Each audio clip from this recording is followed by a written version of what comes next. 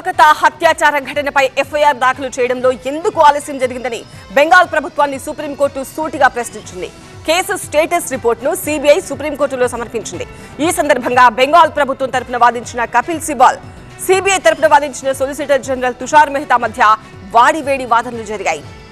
Kolkata doctor హత్యాచార ఘటనపై సుప్రీంకోర్టులో వాడివేడి వాదనలు జరిగాయి. ఈ వ్యవహారం సిబిఐ వర్సెస్ బెంగాల్ పోలీసులుగా మారింది. Junior doctor rape and murder case విచారణ స్టేటస్ రిపోర్ట్ ను సుప్రీంకోర్టుకు సమర్పించింది సిబిఐ. సిబిఐ తరఫున సొలిసిటర్ జనరల్ తుషార్ మెహతా వాదనలు వినిపించారు.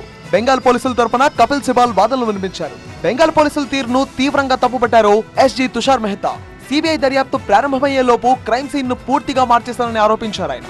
అయితే క్రైమ్ సీన్ ను మార్చారన్న వాదనలో నిజం లేదన్నారు కపిల్ సిబాల్. అయితే ఇది అవాస్తవం స్పష్టం చేశారు ఆయన. బెంగాల్ పోలీసులు తాము చేసిన దర్యాప్తునంతా వీడియోగ్రఫీ చేశారని చెప్పారు.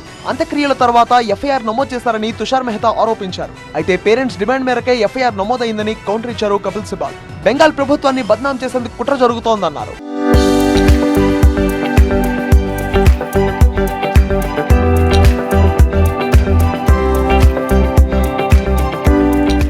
బీజేపీ నేతల రెచ్చగొట్టే ప్రసంగాలతోనే ఉద్రిక్తత నెలకొందన్నారు. టీఎంసీ మంత్రులు కూడా హింసను రెచ్చగొడుతున్నారని సొలిసిటర్ జనరల్ తుషార్ మెహతా బెంగాల్ ప్రభుత్వం తరఫున వాదించిన కపిల్ సిబాల్ కు కౌంటర్ ఇచ్చారు.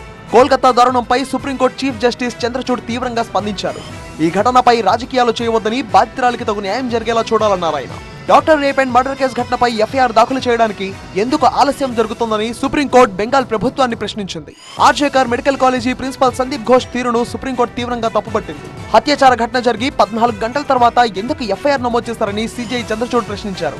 ఘటన జరిగిన వెంటనే పోలీస్ స్టేషన్ కు వెళ్లాల్సిన ప్రిన్సిపల్ ఎందుకు స్పందించలేదని సుప్రీంకోర్టు మండిపడింది. బీజేపీ ఎంపీలు, ఎమ్మెల్యేలతో సహా అగ్రనేతలంతా ఈ ర్యాలీలో పాల్గొన్నారు. బ్యారికేడ్లను తొలగించి ముందుకు దూసుకెళ్లేందుకు ప్రయత్నించారు.